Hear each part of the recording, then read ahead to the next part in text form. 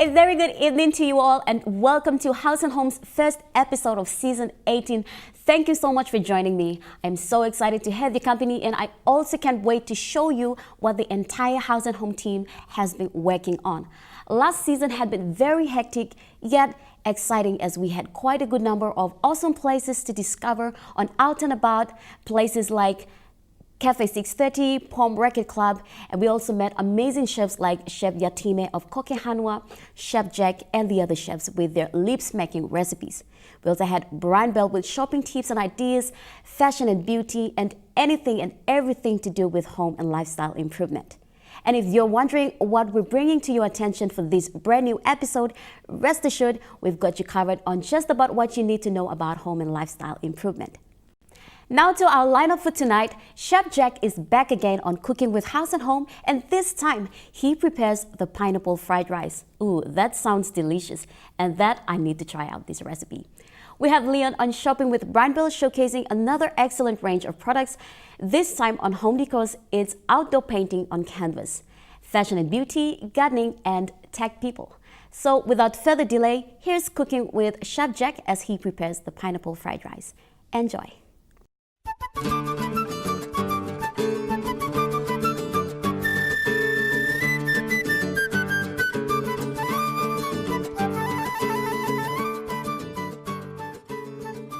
Hello and good night, Papua New Guinea. Welcome back to Cooking with Jack. This season I'll be showing you how to prepare and cook some very easy, simple meals. And what a way to start off this season with some pineapple fried rice. So let's get into it. Let's start by introducing our ingredients to this very easy recipe. We first up here, our start to show, a pineapple, about 200 grams. We have some garlic, about an onion, capsicum, 3 different colors, red, green, to add color to our dish.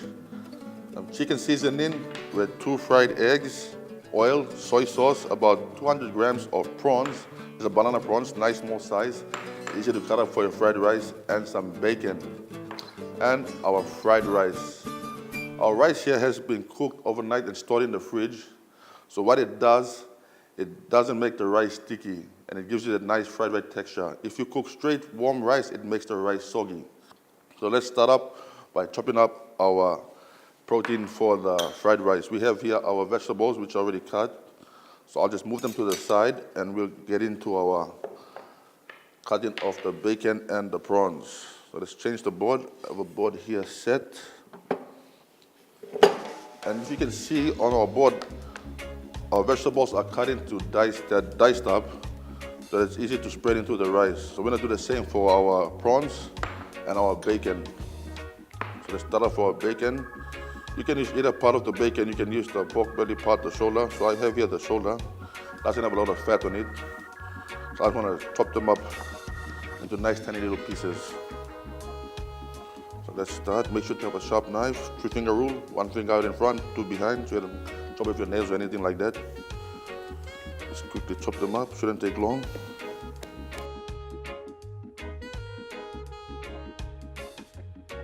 So when making fried rice, you can not only use what I have here, like the bacon, the eggs, and the prawns. You can also use other protein like chicken, meat. You can put a variety of vegetables like carrots, beans, but I prefer not to use beans because they have seeds in them. They fall out when you chop them up, so it's better to use carrots and other colorful vegetables. If you notice in a couple of the segments I've been cooking, I've been using a lot of capsicum. That's because it's cheap and easy to find in the market, and it adds color to the dish. But that's why you see I use a lot of capsicum and the 3 different colors as well.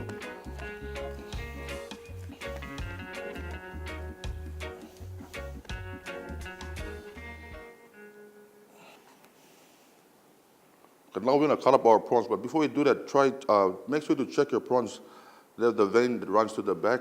Sometimes they have sand in it, and it's better to devein them and clean them before you cut them up and throw into your fried rice. So it's better to use these banana prawns because they're small in size and easy to cut up. So if you have them bent around like this, I actually cooked them earlier. I've actually cooked them in my wok here, so the flavors from the prawns and the bacon stay in the pan. So it sort of like seasons up and adds more flavor to the fried rice. So if you have your prawn curled up like this, just cut it in half, get it straight, and then cut. Try not to cut them too small, you might end up not seeing your prawns in the dish or not end up tasting them. If you cut too small, you might not taste them. And if you're allergic to crustacean or shellfish, you can use fish if you want to make seafood fried rice. But everyone loves eating prawns. I love eating prawns.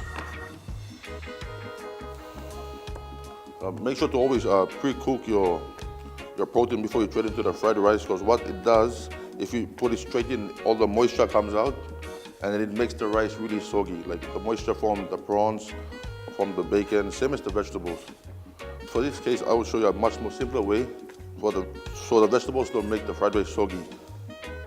So we're done cutting up our prawns. I'm gonna put them back in a bowl and put them on the side.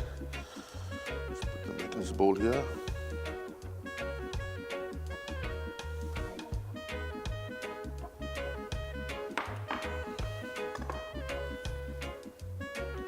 Okay, now we're gonna prepare our rice for the fried rice.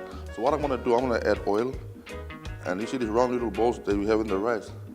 I'll use the rice oil to massage it into the rice to break it down so it doesn't really stick on the pan or it breaks up in the pan when cooking. So I'm gonna just add some oil. Don't put too much because we're gonna add oil to cook the other stuff. Just about 2 teaspoons about, and then use your hands to massage the oil into the rice. So we have these little round balls like this. What you do, you break them up and the oil gets in and then stick together again. Make sure to have a bigger, wider bowl so you can put your hands in easily and break those little round balls up.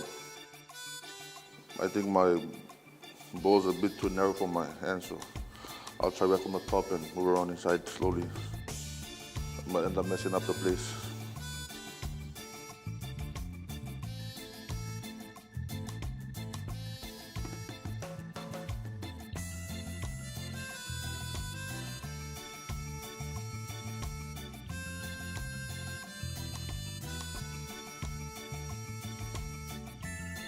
So we're done massaging the oil into the rice.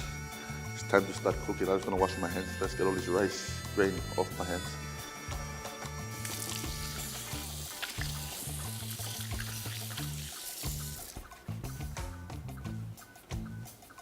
Okay, let's start by turning on our stove. Make sure to use a wok. It's easy to mix everything together. You use a big round pot. Either way, make sure it's something big and round to cook in. On the side, let's drop in some oil.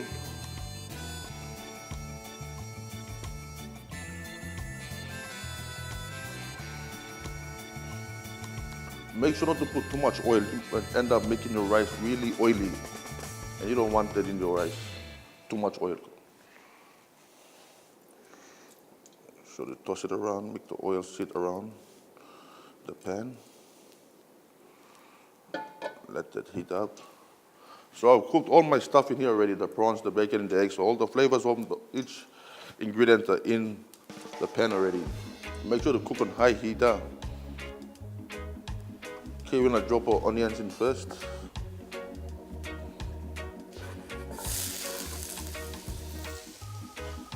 Have a nice wooden spoon. Never use metal on metal, not good. Always use the wooden spoon when you're cooking in a big pot.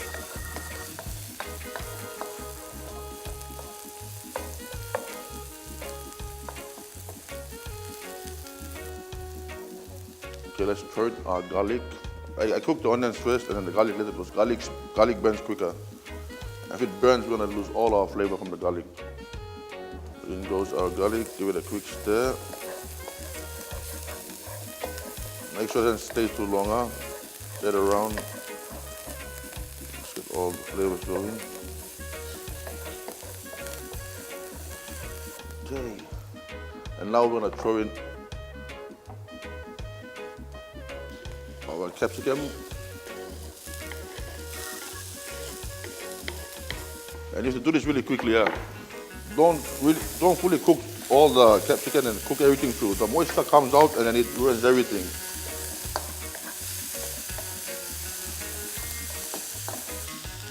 Let's throw in our seasoning. It's chicken seasoning, means flavor. Or you can go with the pineapples first, either way. The pineapple. And then the sauce. So why I put the sauce and everything together with the vegetables and the pineapple, all the sauce gets into the vegetables. So now I want to add all our protein, the eggs, prawns, and add in our bacon. Give it a quick stir. Why I'm doing this because I want all the flavor from the seasoning and the soy to get into the vegetables and our protein. That's the bacon and the eggs and our prawns. And now we're gonna add in our rice. Before I do that, I was gonna quickly throw everything in the sink, clear up the bench.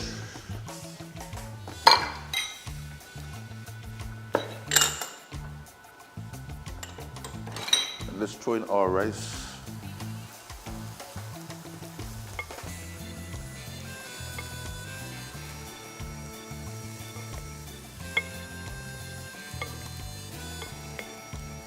And now let's stir everything into the rice.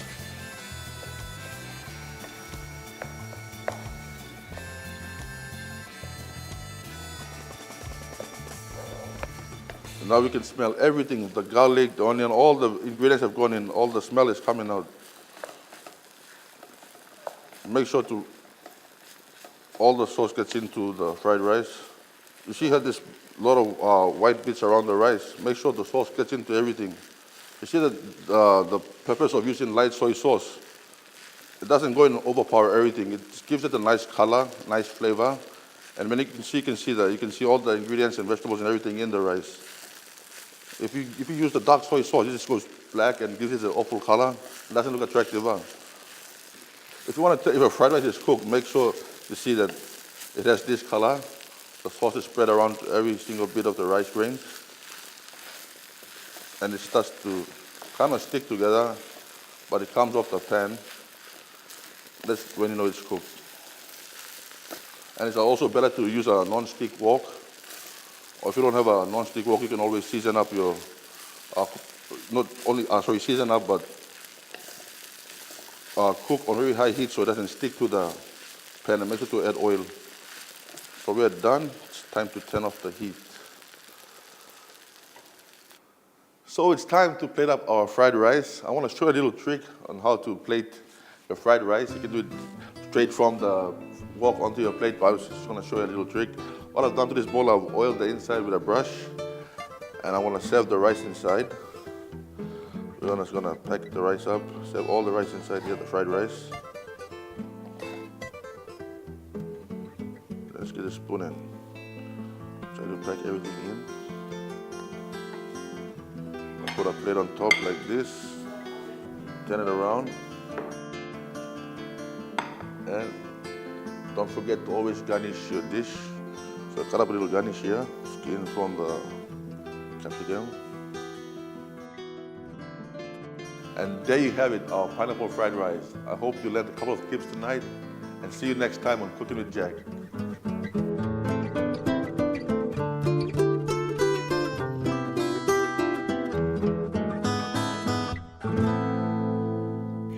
What a way to kickstart the show. That is something new altogether. The pineapple fried rice recipe it is. Viewers, if you're tired of whipping up the same old type of dishes, here's something you can prepare for a change. Very nutritious, perfect for the family to enjoy. Thanks to Chef Jack.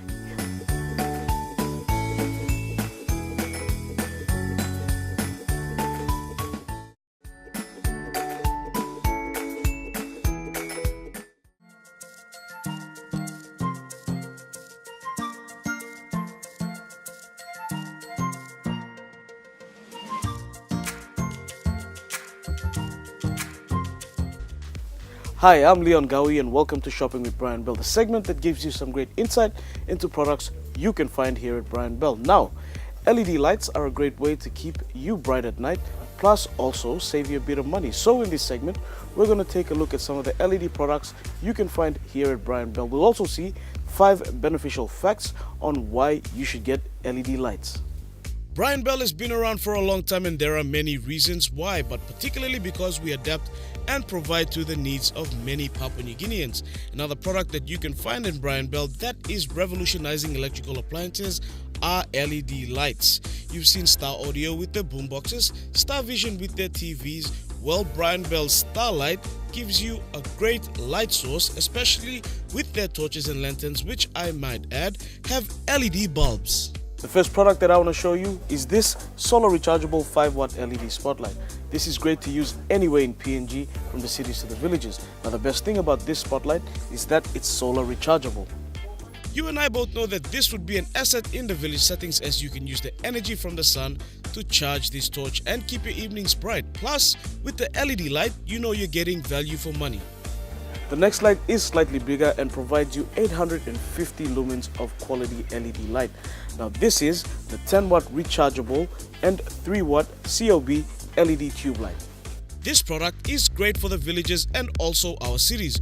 We often face dark nights with frequent blackouts, and this is a product that can shed light on those dark situations. Now, why should you get LED lights and why from Brian Bell? Well, firstly because here at Brian Bell all our products are backed by Brian Bell's after-sales service guarantee. And secondly, LEDs are changing the way lights consume power. So here are 5 benefits or facts on why you should pick LED lights. Number 5. Operational in extreme temperatures. LED lights work well in all temperature extremities. For example, here in PNG, down on the coast where it's usually hot, LED lights work perfectly there. Also in the highlands where it's cold sometimes, LED lights can function and perform really well in those extremities. An example is like in the fridges that you use or in the fridges that you can also find here in Brian Bell. The lights in those fridges are LED lights, and as you can see, they function really well. Number 4. Zero UV emissions. LED illumination produces little infrared and zero UV emissions whatsoever. So when you have sensitive material or food items that can be affected by the UV rays or heat that comes about from different light bulbs or the conventional light bulbs, switch up. Use the LED light bulbs so they won't damage your materials or the food items that you want to store. Number 3. Durability. LEDs are extremely tough and can withstand the roughest conditions.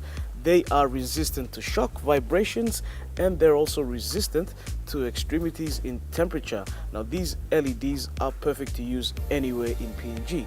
Also, LEDs have a lifespan of about 100,000 hours. To put this into perspective, that's like you're using LEDs 8 hours a day over 20 years. Meaning the only expense you would be paying is your power bill, as you wouldn't have to worry about the maintenance. All you have to do is just some light cleaning from time to time to keep the dust off. Number 2. Ecologically friendly. LED lights are toxic free and are 100% recyclable, and the longer operational lifespan of these LED lights means that it saves on materials being used to make these LED lights. Number 1. Energy efficient. LED lights consume less energy than your conventional lights. It's estimated that it's 80 to 90% more efficient. Now, your conventional lights operate at 20%, while the other 80% is lost as heat. This is immense, as you would imagine, because in your power bill, you would be paying 80% for the heat rather than the 20% for the light source. So in the long run, you're getting value for your money. Well, that's all the time we have in this segment of Shopping with Brian Bell. If you're after some torches, specifically LED torches, come on in and check out the range. They're solar rechargeable and also power rechargeable. Come in, see for yourself, pick up one of these LED lights plus other LED products that we have in shop. Come in and see for yourself. This is a great range of products that can help you save a bit of money, and it's friendly to our environment. So think about those 2 things and come on in and see for yourself here at our Brian Bell Home Center showroom floor. And always remember, quality products, great services and great value. That's Brian Bell. Until next time, goodbye and God bless.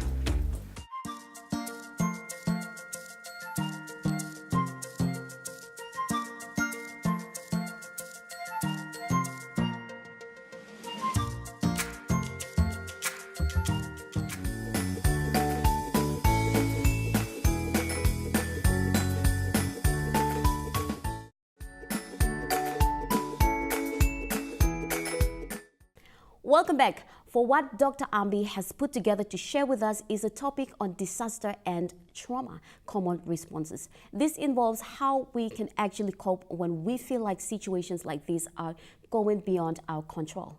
Here's Healthy Minds. Hi viewers, welcome to our Healthy Mind show. I'm sure that it's been a wonderful time to get back and to learn many things about mental health where we can stay mentally healthy to look after ourselves.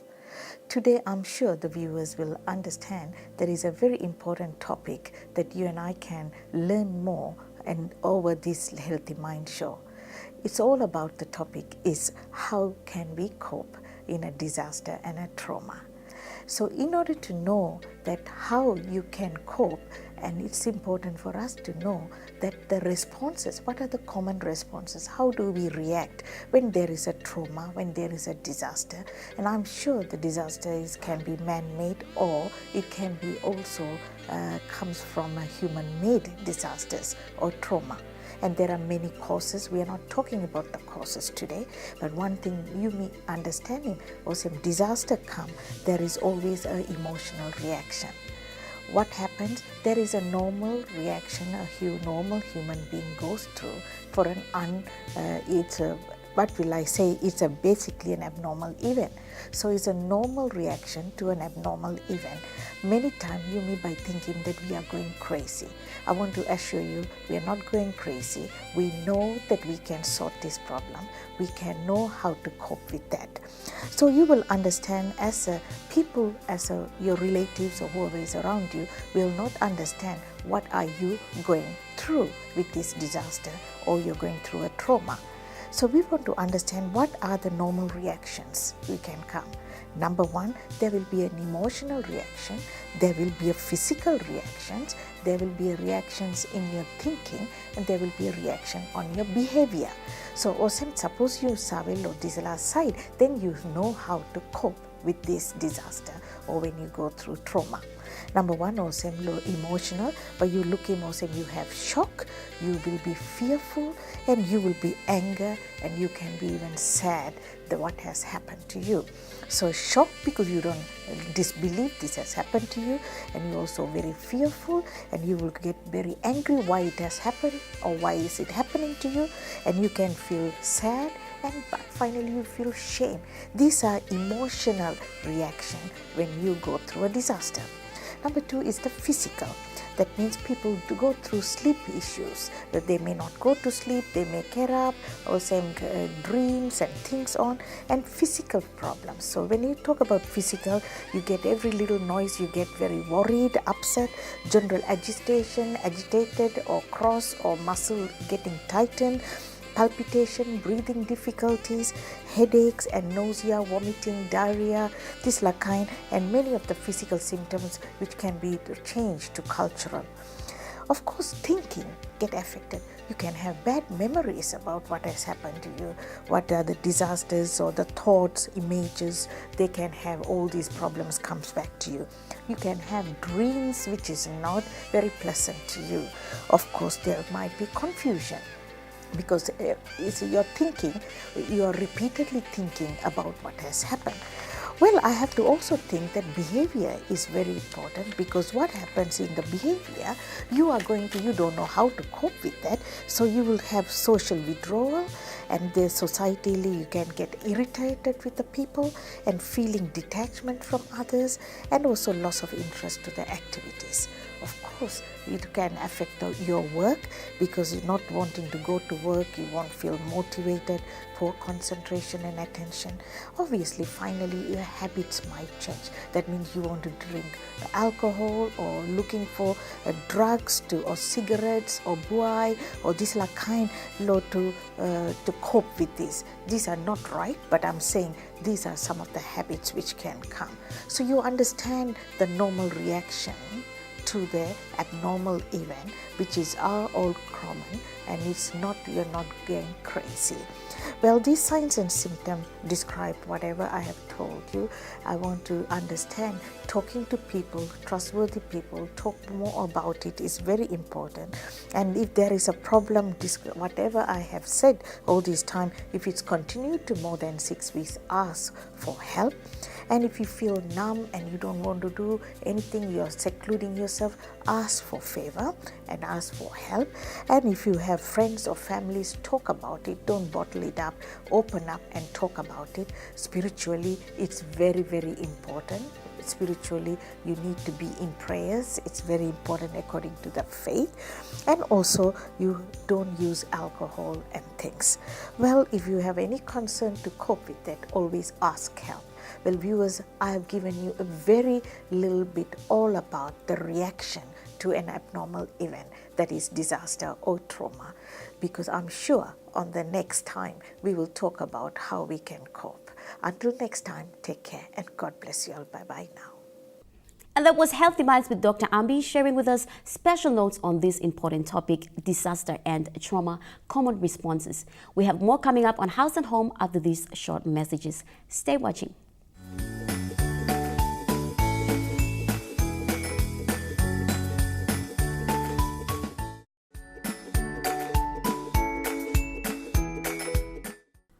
Welcome back to the show. Now, DIY home decors are simple creative activities that you can try at home and boost your skills in decorating your home. This next topic is based on wall art designs using canvas. Join me now on Home Decors, making some wonderful wall art designs. Enjoy.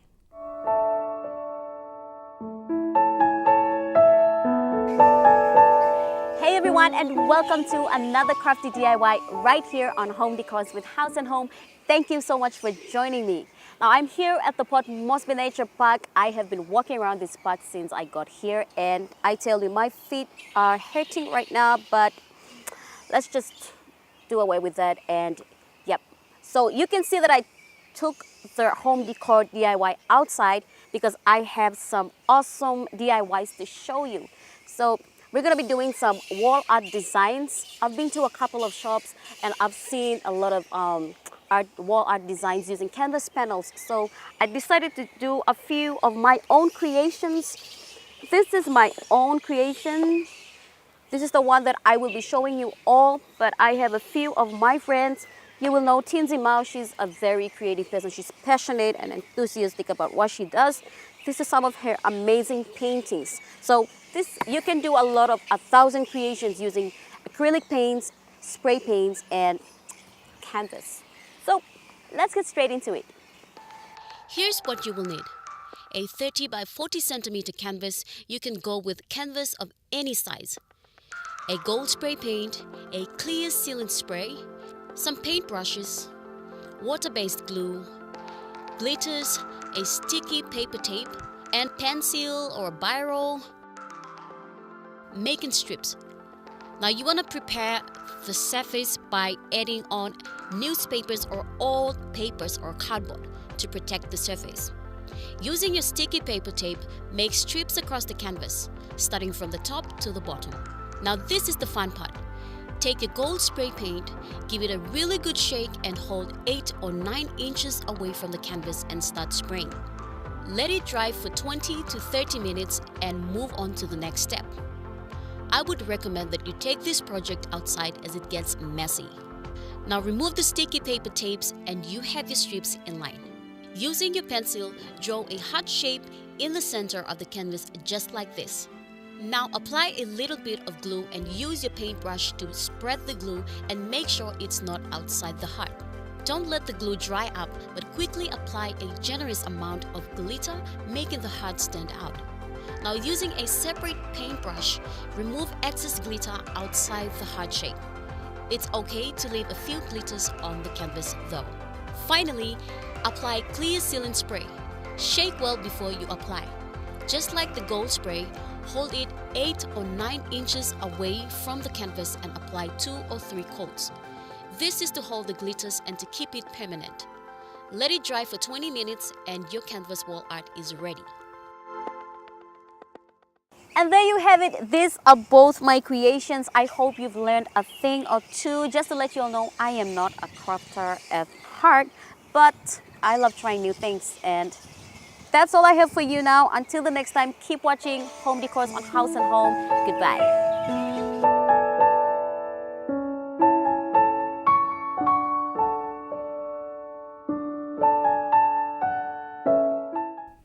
Painting on canvas is fun, and I'm sure you have learned something. Like I said, I am not a crafter at heart, but it's better to try something new than just spending good money on paintings when you know you can do it yourself.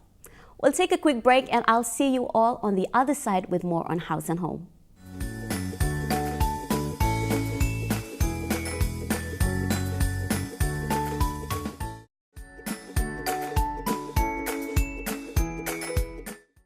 Welcome back to the show, everyone. This is House and Home's first episode of season 18. Thank you so much for joining me. We now have tech people sharing tips and ideas on how to choose or differentiate between fake phones and the genuine ones. Here's tech people.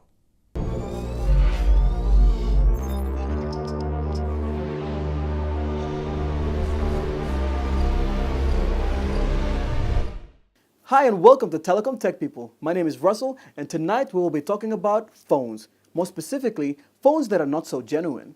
Now I'm bringing this up because a friend of mine the other day bought a phone, and well, he spent 300 kina on what he thought was a great deal for a phone at the time. Well, what he ended up buying was a counterfeit or a fake. Well, it sucks for him, obviously. But tonight we'll be talking about a couple of ways you can keep from being tricked into buying a fake phone or a counterfeit as well. So let's get straight into it.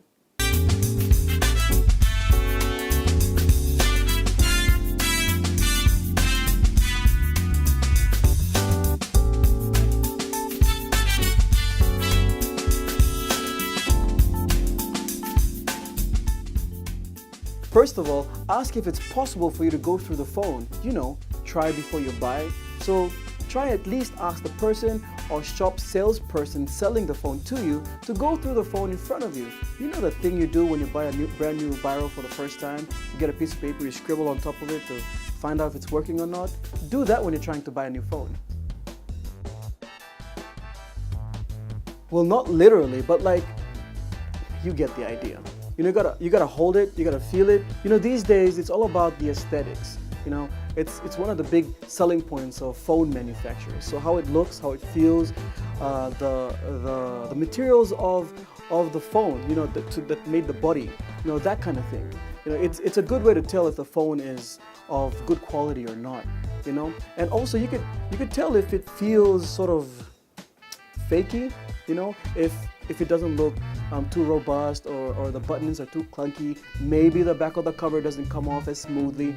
It might be little things, but they're very good indicators to find out if the phone is, you know, a fake or a counterfeit. Also, one thing that most of us have seen is, well, you know how sometimes you see a brand logo or product and you're like, oh, that's a brand, it's legit, it's a brand. But then you look a little bit closer and you notice that that's not what the actual brand looks like. And then you also notice, you know, the spelling is a little bit wrong. Classic rip-off technique. This is used quite a bit in a lot of counterfeit phones, and it's easy to fall for. The reason why this works on us is that our brain is so used to seeing recognizable brand logos. So if we see a glimpse of it, we automatically trust without even questioning what we're getting, you know? So sometimes it might not be what we're getting.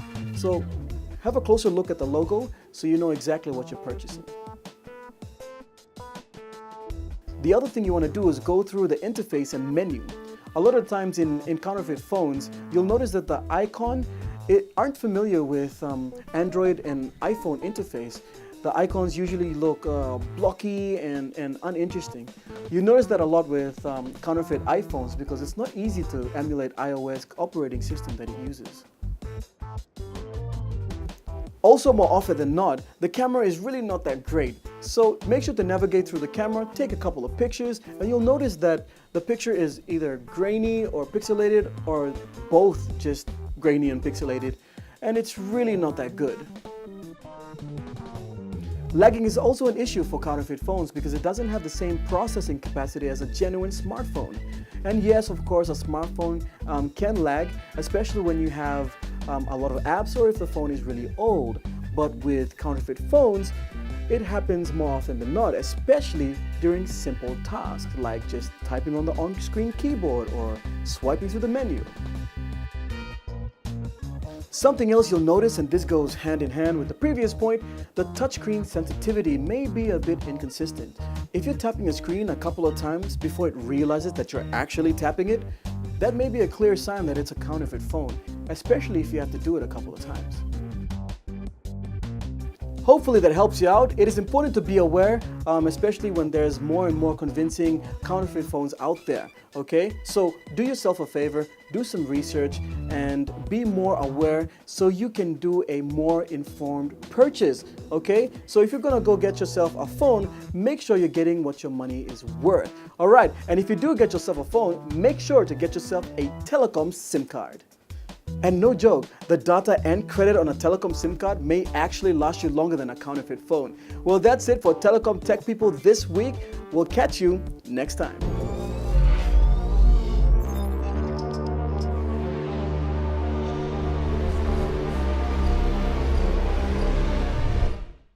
I've come across a lot of people who always complain about their phones not having access to internet, errors in saving documents or transferring files, etc.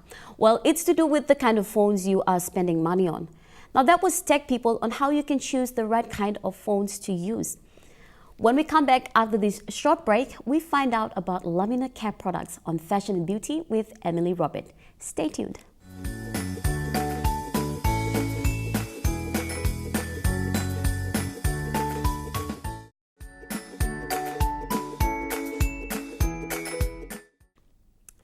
Welcome back to the show. Being passionate about something regarded as a hobby and turning it into a business is quite an achievement. Haus & Home is excited to share with you the story of how Emily Robert and Gomara Kunia had the courage to step out and make something happen. Not just to benefit themselves, but the people of Papua New Guinea. Let's hear from Emily.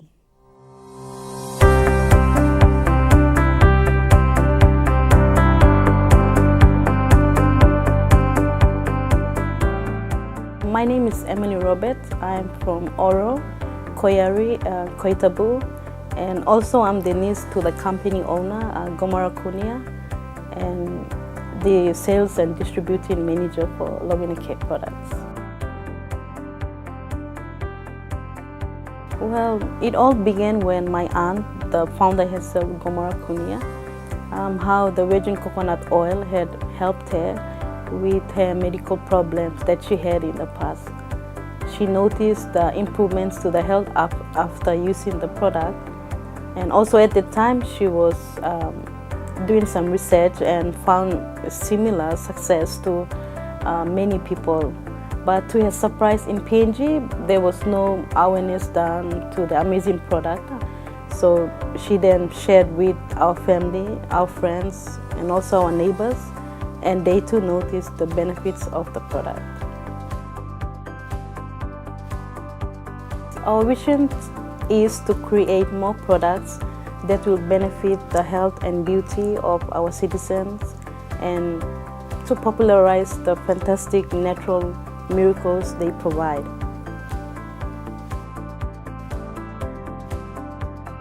Our company is shared and run by 5 hardworking members of our team. And apart from that, we also appreciate our husbands who are very helpful and supportive. We produce health and care products. Currently, we distribute only virgin coconut oil, and we're planning to add more PNG grown and produced goods to our inventory.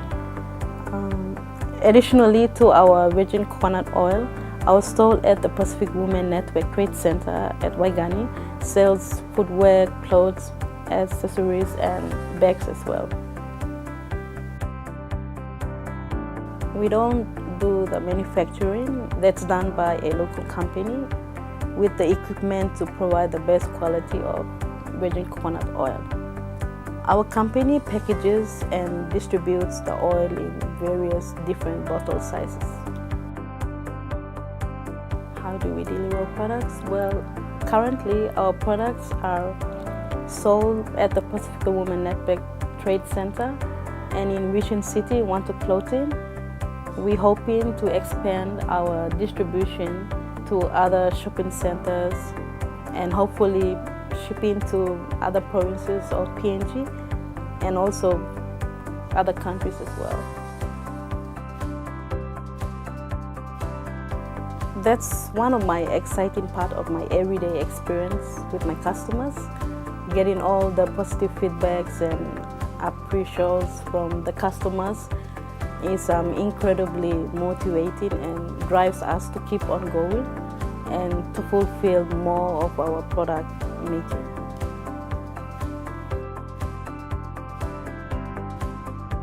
This is the first lot that we're selling.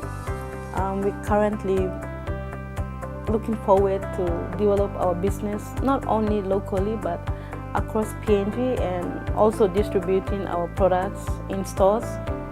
We're currently aiming to expand the company, creating more beauty products.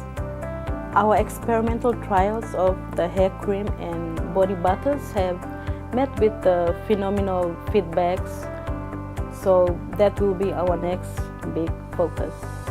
I encourage all those who are watching to come by at our stall at Pacifica Network Trade Center to have a look at all the varieties of products that we have.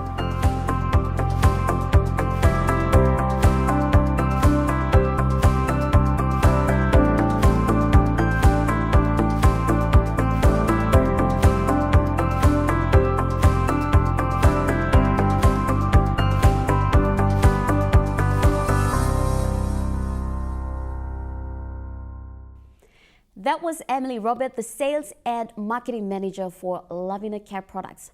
They are specialized in producing and supplying the virgin coconut oil. Now, this is a multi-purpose product, and if you want to know more about them, do drop by at the Steamships compound at Waigani or visit House and Home Facebook page for further inquiries.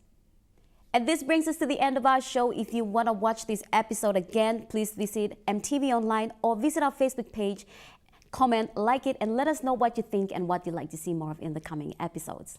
On behalf of the entire House and Home team, pleasant viewing. Goodbye.